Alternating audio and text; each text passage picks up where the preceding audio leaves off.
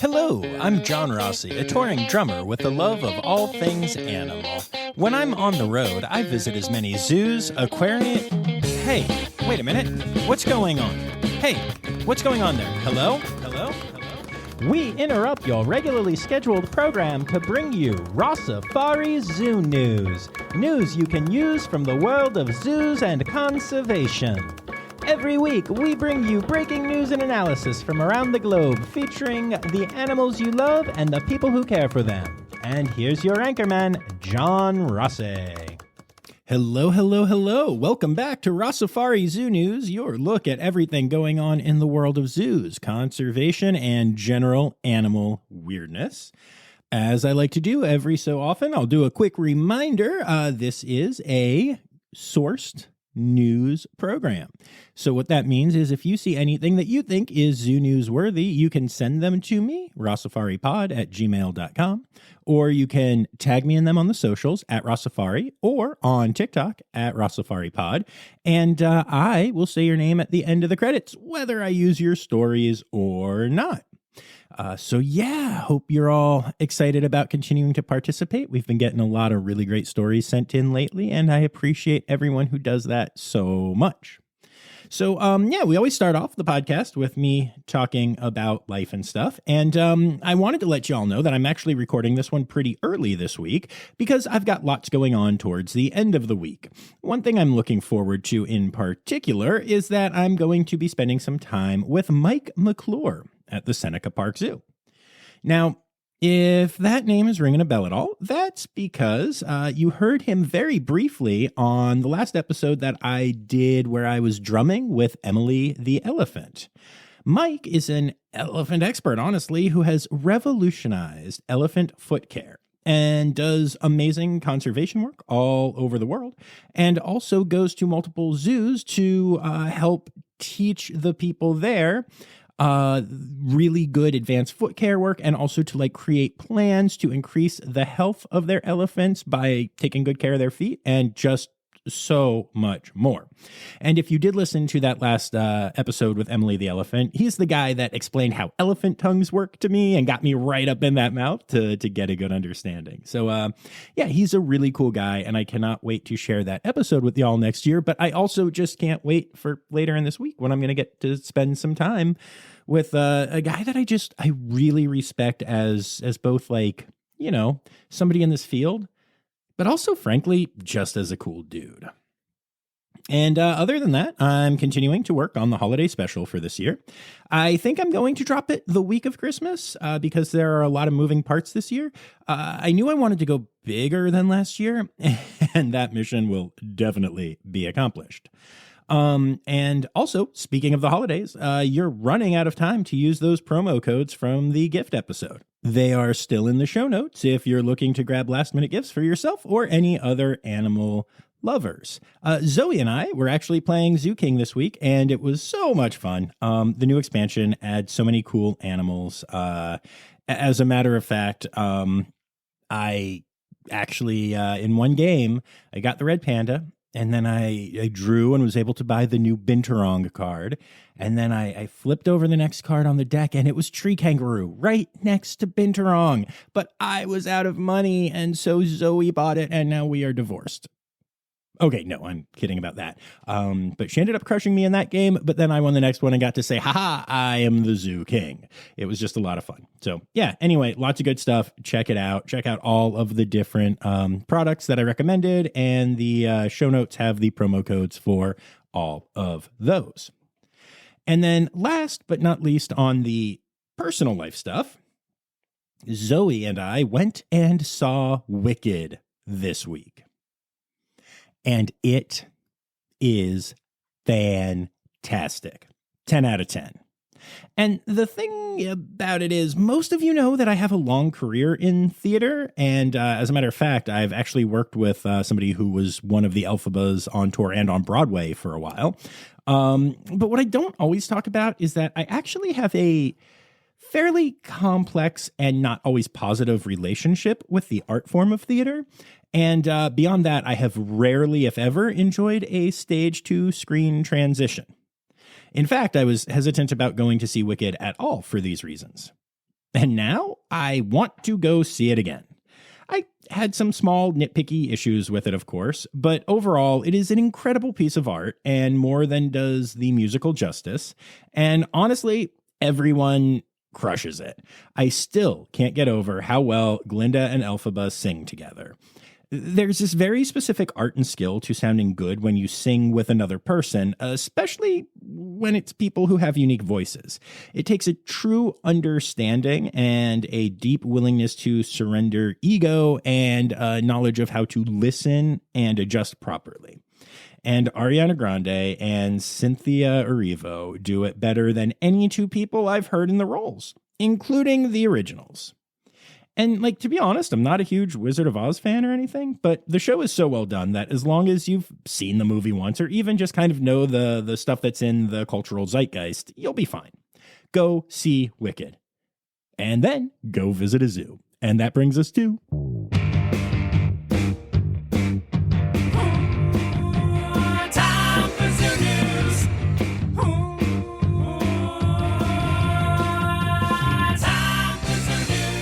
All right, and we're going to start off with a headline story this week, and today we will be turning our attention back to the SeaQuest franchise of aquariums. I've mentioned that multiple locations have closed recently, and that the CEO of the organization stepped down from leadership roles recently, kind of. It's a whole thing. These are the unaccredited aquariums that have popped up in malls and other tourist areas in the country and should not be confused with the Sea Life aquariums that are AZA accredited, have had numerous locations featured on Rossifari, and do amazing conservation work. They also are in malls, but it's kind of a night and day difference between the two brands. So SeaQuest seems to be kind of hitting the next level of their breakdown that we've been talking about on here for a while. The company has officially filed for Chapter 11 bankruptcy, which is done with the idea being that there may be a potential restructure or reorganization, and that may save the organization, or it may lead to a shuttering of the doors. In fact, when companies file Chapter 11, they often close for at least a little while as they do the reorganization, but the judge in the hearing has allowed the remaining SeaQuest locations to stay open with their current cash on hand, despite having way more debt than they have cash on hand. These remaining locations may be open for now, but they are also facing a ton of legal trouble alongside their financial woes. SeaQuest facilities have been cited by the government over 80 times in the last 5 years, and undercover investigations from the Humane Society have turned up some really, really gross information about the care of the animals that are, owned by the brand. The Woodbridge, New Jersey location has been operating under indefinite probation status from the state's Department of Environmental Protection for a while now, and honestly, it seems to be one of the least problematic locations. So I actually reached out to and spoke to some people who work at various SeaQuest aquariums to discuss the current situation, and it legitimately seems like everything is chaotic right now. On the condition of anonymity, I have been told that Vince Covino, despite stepping down from the leadership role, is still going to be the owner of the remaining locations, even as the brand tries to distance itself from him. I've also been told that the hope is that many of the locations can either stay in the same place but reopen under new names with the same ownership and much of the same team, while other locations might try moving to different cities, but literally just taking all of the animals and habitats and stuff and finding them all in a different city and just reopening the old aquarium there, but still under a new name, because the name SeaQuest is right now. That's the scientific term. Of course, this will require government permits for any regulated animals, but there are cases of very minor changes to facilities leading to re-permitting under new names or, quote, new ownership, as we saw in the Natural Bridge Zoo disaster earlier this year. And if the government decides to not give any permits to these SeaQuest brands, or rebrands, I should say, since they will assumingly have the same issues, well, apparently the plan is just to keep the locations open, but with an entirely unregulated collection. That's right, y'all. It turns out the government actually doesn't regulate all animals.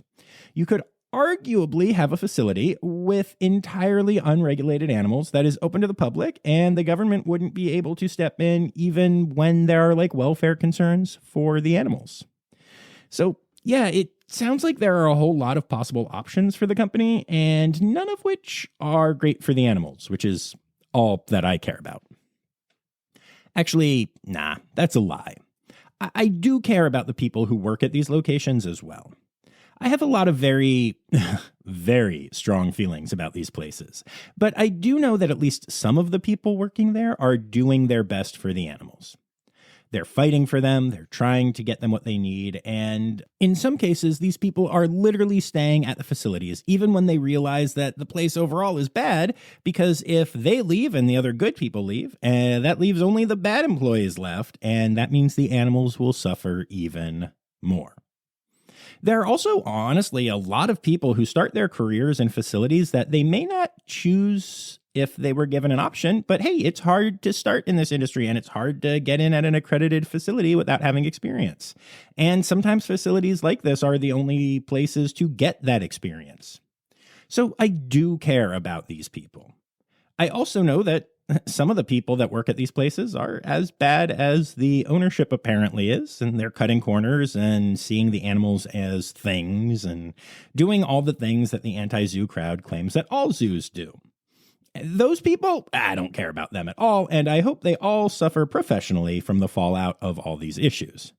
They aren't just bad for the animals in their care, but they're bad for the industry as a whole, and they fuel a lot of that anti-zoo, anti-aquarium propaganda. So that's where the situation currently stands. A lot of what happens next will depend on the bankruptcy court decision and the permitting process for the animals already in the care of SeaQuest.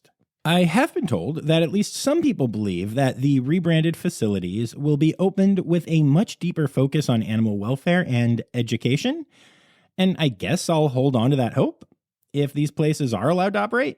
But honestly, from what I've heard so far, I think it's time for SeaQuest, under any name, to just go to that beautiful farm upstate where it can run around with all the other zoos and aquariums that have abused their animals and been shut down.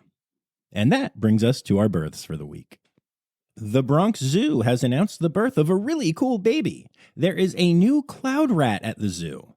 It's currently housed behind the scenes with its mom, which is called a dam, a term I'm sure that young cloud rats abuse when they hit their angsty teen phase. Although the announcement is just being made now, apparently this little one is 4 months old already and is showing off how intelligent it is by successfully training on a number of behaviors already. Welcome, little one. And keeping it in New York City, the Central Park Zoo has announced the hatching of an Atlantic puffin chick, also known as a puffling. This increases the size of the colony to 12 birds, and the little one is doing great and fitting right in. You can see all of the puffins, including the puffling, when you visit the zoo. Reid Park Zoo has welcomed Iggy, a southern Tamandua pup, to the family. He's the first of the species born at the zoo in the last 5 years. His mom, Leanna, struggled to care for the kiddo at first, but soon figured it out, and now the two are doing well together. The species can't be seen on exhibit at the zoo, but sometimes they make appearances at animal encounters, so you do have a small chance of seeing the little one at an encounter. And the Colchester Zoo has welcomed 2 Amur leopard cubs, the second successful breeding of the species at the zoo. Amur leopards are critically endangered, with alarming population decreases in the wild, so every birth is incredibly important to keeping this species from going extinct. And that brings us to our deaths for the week. And we're starting with a hard loss, y'all. A legendary cheetah who I got to share with y'all on this very podcast has passed away. The Cincinnati Zoo is mourning the loss of ambassador cheetah Tommy T, an incredible 16-year-old cheetah. Along with appearing on the Rossifari podcast, he appeared on the cover of Nat Geo magazine in 2012, as well as in the hearts of millions of fans who loved watching him during the Kroger cheetah encounter and also during behind-the-scenes experiences. Tommy T was the first cheetah I got really close to, and it was a really magical experience. He painted for me, y'all, and it was just so cool, and you could hear the purrs, and just an awesome cat. I'm gonna miss that boy. The Kansas City Zoo has said goodbye to Bridget, the 37-year-old Gen 2 penguin that called the zoo home. You may remember Bridget from a recent story we did about how her keepers designed a custom wetsuit to keep her swimming at her advanced age despite a spinal injury that caused her to be unable to preen properly. Unfortunately, a downturn in her health recently led to the challenging decision to euthanize her. Bridget was known for having a get-off-my-lawn personality. Sending love to the entire team that cared for her, especially senior animal care specialist Whitney, who created the special wetsuit for her girl. I'm sure this loss stings, but Whitney, what an incredible job you did for this amazing bird. And if you hear this, I hope you know that you are the kind of keeper that inspired me to start this podcast, and you should just be so proud of what you did for just one animal that you love. That's incredible. And to everyone else listening to this, that's why I do what I do. These people are all amazing. There isn't a day that I spend at a zoo or an aquarium where I'm not blown away by the humans that I interact with. They're not as cool as like the animals, but still really good stuff. Kitombe, a western lowland gorilla lovingly called Kit, has passed away at his home at Zoo New England. He recently started experiencing some health issues. They were pretty serious. They included a chronic cough, weight loss, muscle loss, lethargy, and episodes of trembling. All of this combined to create serious quality of life concerns, and after extensive testing, it became clear that the zoo wouldn't be able to truly heal Kit properly, so the decision was made to euthanize. Kit was 38 years old at the time of his passing, which is a good age for a western lowland gorilla, and he spent 25 of those years at Zoo New England. So sending lots of love to the care team who clearly loved him for a long time. ABQ BioPark in Albuquerque has announced the birth of an elephant calf to Rosie the Asian elephant, but unfortunately, the calf was stillborn. Animal care and veterinary teams are providing care to Rosie as she works through this loss. Stillbirths are actually fairly common in elephants, but that doesn't make it any easier for Rosie or for her care team, who have been eagerly awaiting this birth for over a year now. And last but not least, in our deaths section this week, an incredible harbor seal named Ringo has passed away at Milwaukee County Zoo. At 46 years old, Ringo was the second oldest harbor seal in the AZA's North American collection. Ringo had a rupture in one of his eyes that required surgery, and at his advanced age, he didn't handle the anesthesia properly and passed away. The median life expectancy for a harbor seal in human care is 23 years. So Ringo literally doubled that, which is proof of the amazing care he received during his 4 decades of life at the Milwaukee County Zoo. He will be missed, but what an incredible tribute to the amazing team that takes care of him. And that moves us on to our other zoo news stories for the week.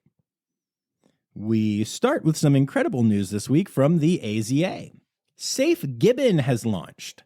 This is not only important because, saving gibbons is important, but because this is a true milestone for the SAFE program in general. This is the 50th SAFE species program. The original goal of SAFE was to reach 50 programs by 2028, and last time I checked, it's still 2024. So it's safe to say that the AZA is doing a truly incredible job with these programs. Now, I know most of you have heard me talk about SAFE programs before, including Safe Red Panda, which I'm on the leadership team of, and Safe Tree Kangaroo, which I also volunteer with. But in case you're new to the pod, the AZA is the Association of Zoos and Aquariums, the gold standard accreditation body for zoological facilities. And SAFE programs, SAFE there standing for Saving Animals from Extinction, are a really important part of the conservation side of things. And the idea behind these programs is that by combining the influence of zoo and aquarium visitors with the resources and collective expertise of AZA members and partners, the AZA strives to save the most vulnerable wildlife species from extinctions. Now, I'll be going into much more detail about SAFE programs in an upcoming episode, but for now, I'll just say that I really love how incredible these conservation efforts are, and I am incredibly proud to be part of 2 of them. I'm sure you've already seen this, but the big trend for the end of the year is the whole Spotify Wrapped thing, and more apps than ever are posting theirs and giving them to people to post. In fact, I posted some of my Spotify Wrapped stats for the podcast, and I actually think I'll be getting my overall podcast stats, not just the Spotify ones, soon from Buzzsprout, which is the host that I use, and I will share those on my socials as well. Zoos and aquariums this year have run with this idea, with many PR teams creating their own insert zoo or aquarium name here, Wrapped Edition. And there's some fun stuff, some silly stuff, and actually some really interesting facts about the last year and, the various facilities and what's gone on. I think my favorite fact that I've seen so far is that Ari, the sea lion at Aquarium of Niagara that went mega viral for doing a TikTok dance, not only was the most liked animal video on TikTok this year, but that video apparently got more views than any Taylor Swift video did. Which, look, we all love Taylor Swift. No one is bashing here. But damn, that's impressive. And as a friend of Ari, I can say that she deserves it.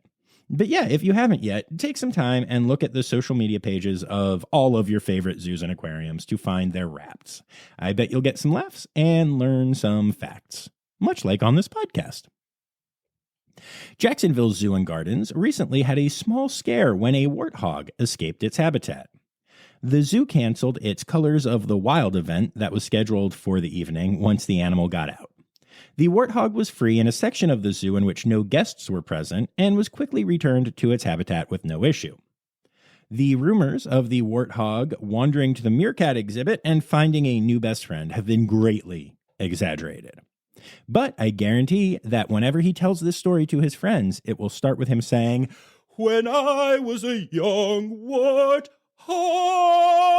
Only he'll, hit the notes. Actually, he won't. He's a warthog, not Nathan Lane. Anyway, Zoos Victoria in Australia has recently released 150 critically endangered northern corroborate. I don't know. Australians talk funny anyway. Frogs to the wild. Oh my God, it's corroborate. It's corroborate. It did an autocorrect and I didn't catch it. Oh my God.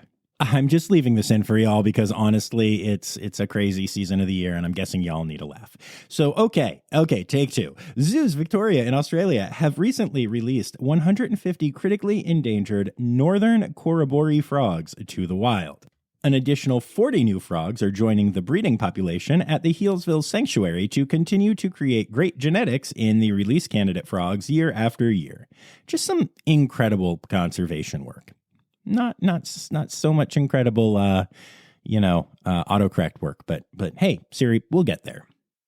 Anyway, I don't often announce when a zoo just gets some new animals, but I have to share this one. The Chattanooga Zoo, or Chattanooga, and yes, I will die on that hill, has welcomed 3 female and 1 male fennec foxes to the zoo, joining their remaining fennec fox dandelion on exhibit in their Deserts of the World building. Now, if you remember literally any of my episodes from Chattanooga, you'll remember that I just adore the fennec habitat there and even got to meet one of their foxes who has since passed away before Rossifari was really taken off. There are some zoos that if you go there enough, you just start to associate certain species with them, even if they aren't big, charismatic megafauna. Fennec foxes at Chattanooga are one of those for me for sure. Same with tamanduas and clouded leopards at Nashville, binturongs at Cincinnati, bat-eared foxes at Zoo Knoxville, sandcats at the Buffalo Zoo. The list goes on and on. So I'm very happy to have a healthy population of fennecs back at Chattanooga. Yep, still willing to die on that hill. The San Francisco Zoo has had to close its aviaries and move birds in other habitats off exhibit as avian influenza is back in the Bay Area.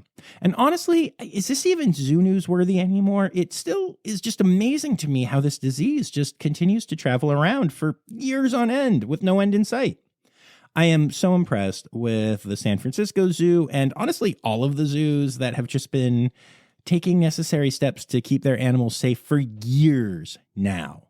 Just relocating birds and closing down aviaries and all that stuff. Just constantly having to keep their eyes on what's going on outside of their zoo just in case any bird with this disease gets too close. It's a lot, y'all, but they're doing amazing, amazing work. An unthinkable tragedy occurred at Zoo Pitesti in Romania this week. A zookeeper was attacked and fatally wounded by a tiger when the keeper forgot to secure the safety door to the habitat before entering to clean and put out food. The tiger raced back onto its habitat and fatally mauled the keeper, who was pronounced dead on the scene. The worst part of this tragedy is that it's not the only problem the zoo has had with staff and tigers. Going all the way back to the year 2000, a tiger escaped after multiple doors were left unlocked. And recently, another tiger at the zoo was euthanized after it became aggressive when it also found itself in the same space as a keeper who forgot to lock the doors. Now, I looked into the zoo a bit and couldn't find an actual webpage for it, just a Facebook page, which currently has a tiger as the profile picture, a tiger as the banner photo, and a tiger as the first post on its timeline, which right now might not be the best strategy. They list themselves as a sanctuary rather than a zoo, which ties in nicely with last week's breakdown of the differences between the two and what that word doesn't mean. And as far as I can tell from my research, the facility is not accredited as a zoo or a sanctuary by any accreditation bodies.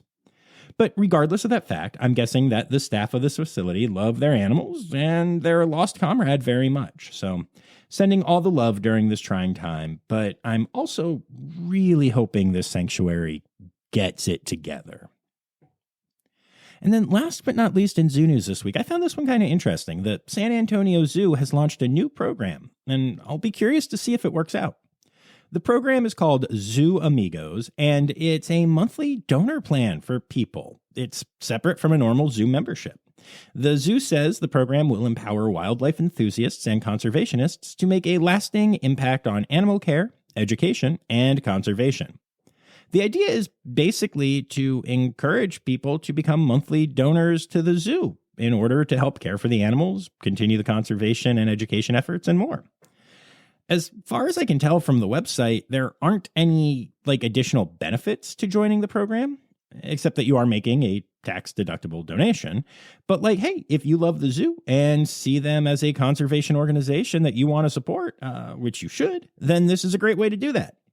This is the first time I can think of actually seeing a zoo take this approach, right? This is something that we see all the time, I'm a monthly donor to Red Panda Network, and, there are lots of people that do that with a lot of different conservation organizations, but not usually zoo-based ones that I've seen. So I'm really curious to see if this works out for them, and if so, if other zoos will copy it. But honestly, I guess, what does it even mean to say, I don't know if this will work out for them? If one person signs up and donates, $10 a month, that's still $10 a month more than they had before. And it's not like there's a downside to this. So, seems like a pretty cool idea. And that brings us to Stereotypical Animal Podcast theme song. Here to bring you to conservation news. The U.S. Department of Fish and Wildlife is proposing officially listing the monarch butterfly as threatened, as scientists say the population is on the decline. Keep in mind, the IUCN declared the monarch butterfly endangered in 2021, but then uplisted them all the way to vulnerable in 2023 after numerous petitions from conservation scientists claiming the population modeling used to declare them endangered was faulty. So now the US government is thinking about listing them as threatened, which would limit what land developers could do in the animal's habitat. At least, for now. Because I sincerely doubt that this will happen or continue to happen, if it happens before his term, during the Trump presidency. Because limiting businesses and real estate development to save a butterfly just doesn't seem likely to me during that administration. But actually, even outside of that angle, there are still plenty of conservation scientists who don't believe the population count is as low as the Department of Fish and Wildlife is claiming. And these scientists are calling the concerns overblown, which I guess is a huge part of the story here. It seems to be very hard to determine the actual population of this species. Like, super duper hard. IUCN apparently got it very wrong a few years ago, and then changed the status from endangered all the way to vulnerable, which is like skipping a grade in school. Then the US government did their population study, and a whole lot of established conservation scientists agree with their take on it. And the determination they reached was threatened, which is neither of the two IUCN came up with. So it's all just craziness. This is clearly a species we don't have a solid look at the population of, but it's also a species a lot of us in the States can help, regardless of what that status is, by planting milkweed and other local plants in our yards. Yay for that. Speaking of yays, the second right whale calf of the season has been spotted, born to mom -1. That's her name, and while I'm sure there's a good reason for it, I do think that when you have such a low species, naming an animal -1 seems prophetic in a bad way. I don't know. Don't love it. But hey, whatever. That's not the main story here. But it's actually the fourth calf that -1 has had.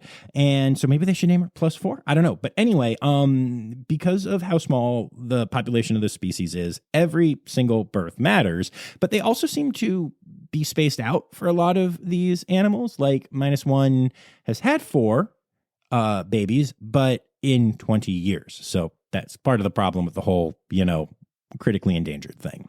But great news for right whales. Woo! Lorikeets and flying foxes in southeast Queensland, Australia, are dealing with an outbreak of lorikeet paralysis syndrome, or LPS. So far, 350 lories and over 100 flying foxes have come down with the disease. LPS is treatable if discovered early, but it's a challenge to treat as it requires around-the-clock intensive care followed by multiple months of rehabilitation. LPS literally renders the affected animals unable to eat or blink, and then eventually unable to move at all. Fortunately, vets in the area are trained to help with the disease, so hopefully the community can come together to report injured flying foxes, or to actually take injured lorikeets directly to the vet so the species can be saved from this debilitating disease. So much of the conservation work I talk about in this section deals with human-animal conflict. And we always look at the ways we can change human activities to try to mitigate these challenges. It turns out some of the non-human animals out there are also working on strategies to avoid conflict with humans. A study of mountain lions in the Los Angeles area concluded that the animals that lived in high recreation areas, including P22, the famous mountain lion that used to call Griffith Park home and was called the Brad Pitt of mountain lions, develop more nocturnal habits than those living in areas with less human activity, which maintain a more crepuscular schedule. It's definitely interesting to think about the implications here, and it makes me wonder what other steps animals are taking to avoid humans. Like, outside of the obvious horrible things that we do to animals all the time, like poaching and habitat destruction and such, how much has just the presence of humans affected animals? Just like neutral presence of humans ignoring all of those things. Have species evolved specific traits because of modern humans? When we think of the natural histories of animals that we have studied in areas where they coexist with humans, are we actually seeing their natural behaviors, or are we seeing what we made them become? Now, Obviously, I'm taking one study and running with it for these questions, but it is intriguing to think about, right? Like, what if the population of mountain lions was limited to the LA area? Would we know that they were a crepuscular species? Or would we be studying them and be like, oh, mountain lions are nocturnal, right? Like, it's interesting to think about this stuff. So yeah, I don't know, just some food for thought. And then last but not least, in conservation news, the Persian onager has been reintroduced into the wilds of Saudi Arabia for the first time in over 100 years. 7 horses made the trip from a nature reserve in Jordan to one in Saudi Arabia, where one of the females quickly gave birth to a foal. This is a huge conservation win for the kingdom and shows that the current leadership there actually seems to have a pretty strong commitment to conserving the species that call, or used to call, the area home, which, I think is pretty fantastic. Oh, animal holidays. Animal holidays. Hey! All right, so we're skipping over other news this week because I was honestly too excited about all those conservation stories. But that does bring us to our animal holidays for the week. And keep in mind, it is not a full, animal month in December. I still think that December should get an animal for the whole month, but December says no. So we do have a couple of days this week. Again, towards the end of the year, they seem to calm down a bit. But December 13th is National Day of the Horse and also National Day of the Seahorse. Really? Because they both have horse in the name? I mean, these are not animals that are very close to each other at all. You're not going to see a male horse giving birth. I'm just saying. But yeah, they decided that they need to be on the same day and phrased the same way. I don't know which one came first. I'm guessing the normal horse, and I'm guessing the seahorse people were all like, "Oh, look at us, we're being creative, getting a look for our seahorses too." And yeah, maybe, but I don't know. I just think the whole thing, it's just ridiculous. There's so few animal holidays this week. Give seahorses their own day. They don't need. They're not riding on horses. Okay. Anyway, I like to rant sometimes. Don't know if y'all know that.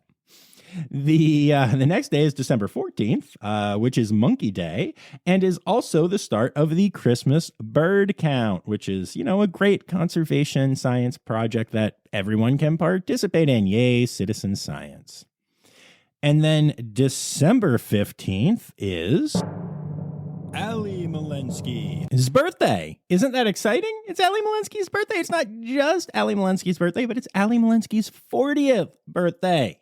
That is an absolutely animal-sized birthday. And when Kay, her lovely sister, told me, I simply had to wish her a happy birthday in a very public and kind of embarrassing way. So happy birthday, Allie. I'm so glad that you're part of the Rossifari family. Yay. And those are your animal holidays for the week.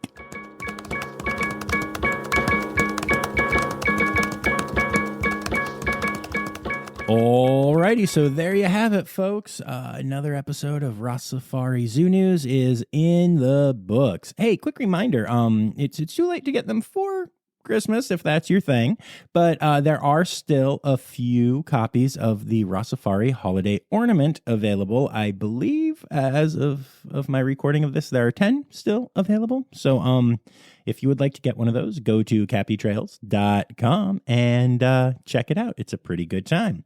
Then I would also like to take a moment to say thank you to my Red Panda level patrons, Dr. Laura Schenk, Dr. Stephen Williamson, Barbara Bennett, Jenny Owens, and Kevin Williams. And also don't forget that you can join our Patreon for as little as $3 a month to support the podcast. It makes a great gift for me or for, any of your Rossifari fans that you want to give a gift to.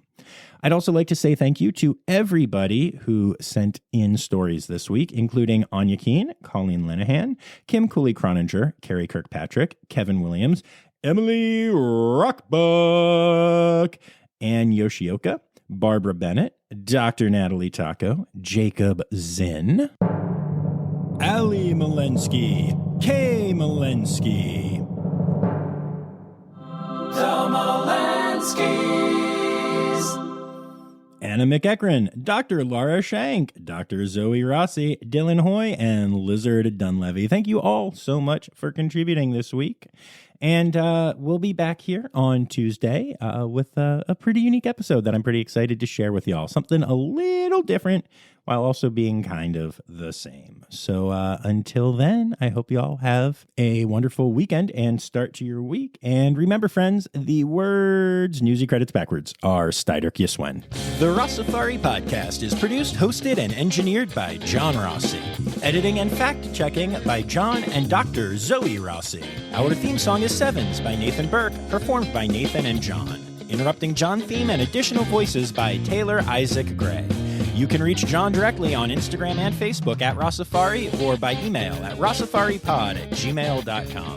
Rossifari is part of the Daydreamer Media Network. Now, stop listening to me and go visit a zoo.